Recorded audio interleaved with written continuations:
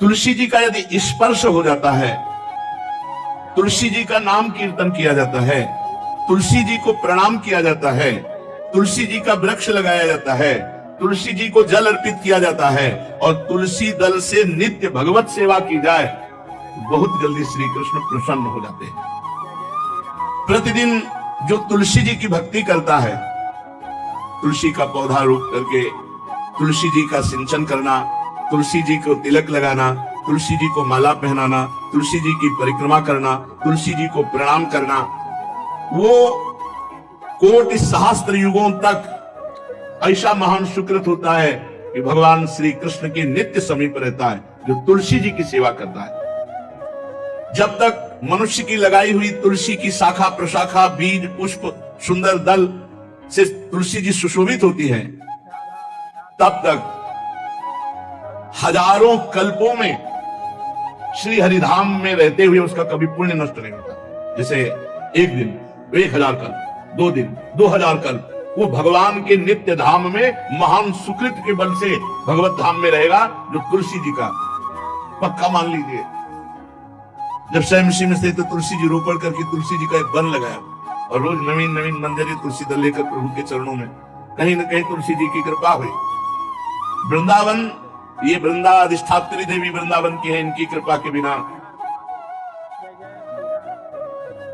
हे चंद्रादने, संपूर्ण पत्रों और पुष्पों को जो उतार करके सम्मान पूर्वक पहले प्रार्थना करनी चाहिए, हे वृंदा देवी, हे तुलसी जी, भगवान श्री हरि की पूजा के लिए या प्रियाजू की पूजा के लिए हम आपके कुछ मंजरी कुछ दल लेकर के सेवा करना चाहते हैं, आप कृपा करके मुझे दीजिए। और फिर उतार दे, ऐसे नोचना नहीं, बहुत सम्मान से बहुत प्यार से, तो तुलसी जी प्रसन्न होते हैं।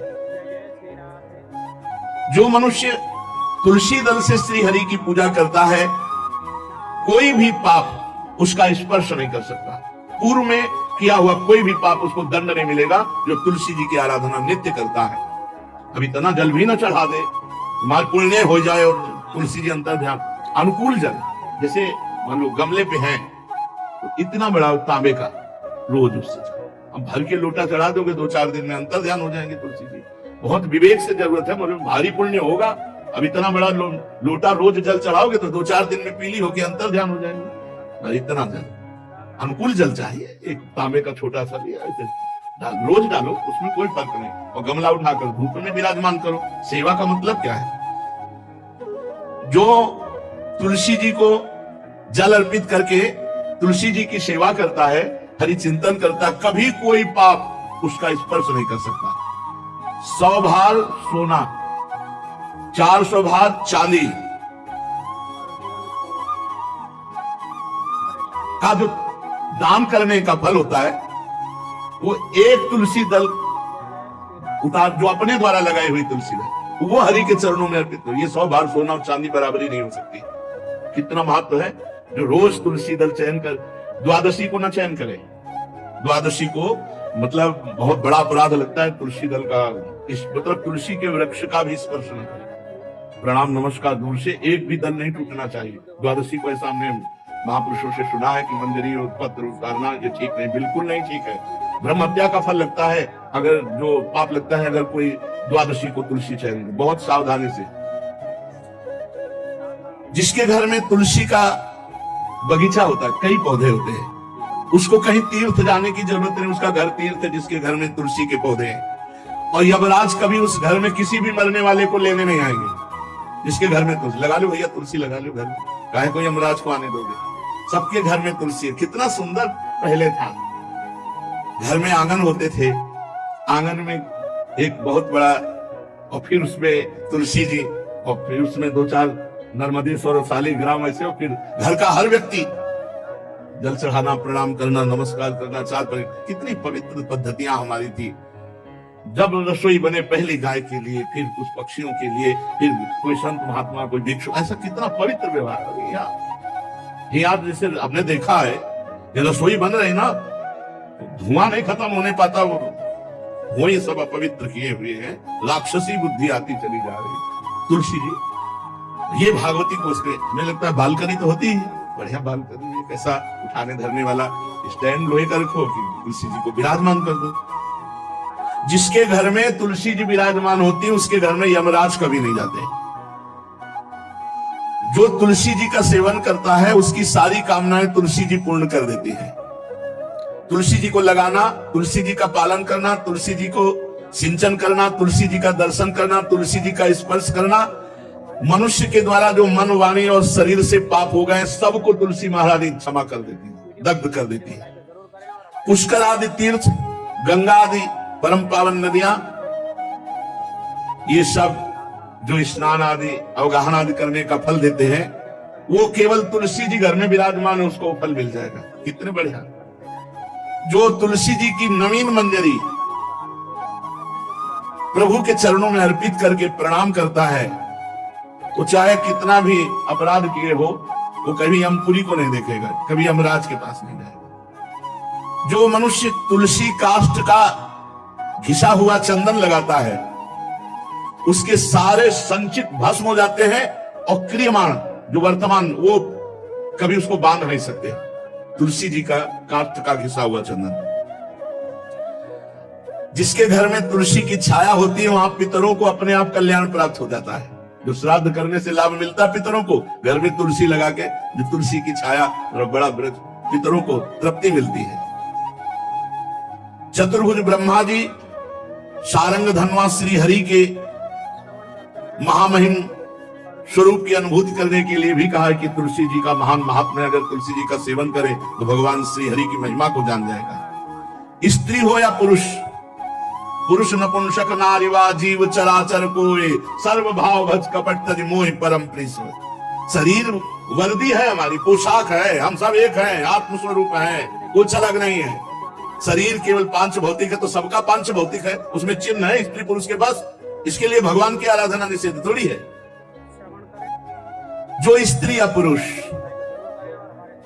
श्री तुलसी जी के काष्ठ के मन के बना के, जैसे छोटी कंठी या बड़ी माला धारण करता है, श्री कृष्ण उसके बस में हो जाते हैं। यह है तुलसी जी की महिमा। परम सुहाग श्री कृष्ण मिल जाते हैं और कौन सी भी हमें उपलब्धि चाहिए। हे गोप नंदिनी, तुलसी जी का सेवन करने से श्री कृष्ण वश में हो जाते हैं। जो तुलसी की माला से नाम जप करता है, काउंटर वाली बात तो स्मृति के लिए भारी है, हम निषेध नहीं करते, नहीं भक्तों के भजन बंद हो जाएंगे, पर हम इतनी महिमा जरूर बता देते हैं कि तुलसी माला से जो नाम जप किया जाता है उससे आध्यात्मिक सिद्धि बहुत जल्दी होती है। गुरुदेव भगवान कहते हैं जो अंगुलियों से रगड़ होती है मनका से, उसमें आध्यात्मिक ऊर्जा शक्ति तुलसी माला से। प्लास्टिक पर भाई करो, निषेध नहीं करने बंद हो जाएगा वो भी राधा राधा कहना, वो हमें बंद नहीं करना। हम कह रहे हैं तुम जैसे बने वैसे करो, लेकिन माला का बहुत बड़ा प्रभाव है। तुलसी परम पवित्र भगवान श्री हरि की प्रिया, और उनके काष्ठ को जो हम ऐसे ऐसे नाम के साथ विशेष ऊर्जा शक्ति, आध्यात्मिक शक्ति हमें जागृत होती है। हो सके जिनको ऐसा बन सके तो छोटी एक वो आती है सुमिरनी, उसको रख लो अपनी जेब में, रख लो, उससे करो। और नहीं है भैया तुम इसी से करो, नाम जप करो, भाव को भाव न कालसो, नाम जपत मंगल दिस दसो। सुंदर सुंदर तुलसी जी के वृक्षों के समीप बैठ करके जो अनुष्ठान किया जाए वो बहुत लाभदायक। श्रीमद् भागवत का, गोपाल शास्त्र नाम का कोई भी पाठ तुलसी जी के समीप विराजमान करके किया जाए, आचार्य को बुला करके तुलसी पूजन करना चाहिए, विविध प्रकार के अनुष्ठान। अरे तभी तो सब मंगल होता है। पहले था, मैंने देखा है, 4 बजे माताजी दरवाजे के सामने लीपती, रोज का काम। जो पुराने घरों में देहरी के आगे आके 4 बजे लीप करके वहां अपना चौक पूर के दीपक जला, क्या पवित्रताएं थी, क्या मंगल था। जब किसी को निमंत्रण दिया जाता था सबके पैर धोए जाते थे, सुंदर बिछौना बिछा करके और उसमें बैठकर पत्तल, गज के सकोरा, कुल्हड़, ऐसे भोजन पाया। कितना पवित्रता, जो हमारी पूर्व पवित्रता थी, धोती कुर्ता चोटी, पवित्रता। अगर बाहर जाए तो पैजामा कुर्ता, ऐसे बहुत पवित्र पोशाकें थी, पवित्र आचरण थे, पवित्र खान पान था। घर में जाओ तो एक पवित्रता, एक किसी भी घर में ऐसा नहीं था कि देव मूर्ति न विराजमान हो, किसी भी घर में ऐसा नहीं था तुलसी जी विराजमान न हो। एक दो गाय जरूर होती थी, पवित्रता। अब तो बड़ा विचित्र, ये भारतीय गौएं जो श्वेत रंग की, जो अरुण रंग की, जो सींग वाली है, वो उनका आप दुग्ध देखिए, दूध का रख दीजिए, स्वर्णिम कांति छाई मिलेगी। ये हमारी भारतीय पद्धति है, हविष्यान्न, इससे देवताओं का, भगवान का, सबका अभिषेक पूजन होता है। शुद्ध गाय जो हमारी भारतीय है, ढीला है, उसके जैसे निकला हुआ, भगवान ने सेवा की है। हमारे गोविंद भगवान का नाम ही गोविंद, गौओं के इंद्र। भगवान सुबह से निकल जाते थे, शाम तक गौओं को चराते थे। बड़ा तो किशोरी जी ने श्री तुलसी जी के पूजन की बात,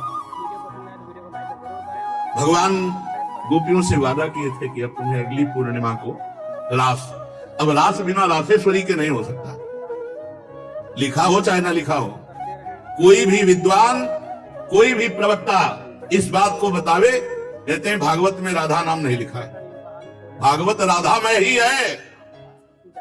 सांद्रानंद घन प्रेम मूर्ति किशोरी, बिना लाडली जू के कोई रास बता दे कहीं भी, कभी भी, कैसा भी, महारानी जू के बिना रासेश्वरी के रास हो ही नहीं सकता, लिखा हो चाहे ना लिखा हो। क्यों नहीं लिखा?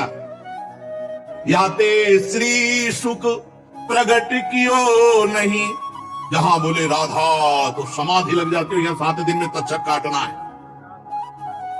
श्री सुखदेव जी ने महारानी जी बना, हरिराम व्यास जी कह रहे, याते श्री सुख प्रगट कियो नहीं, जान सार को सार, परम धन राधा नाम आधार। वैसे तो रोज संकेत वन में, पीछे हमने चर्चा की थी, प्रेम सरोवर में प्रियालाल मिलते थे, नंदगांव बस।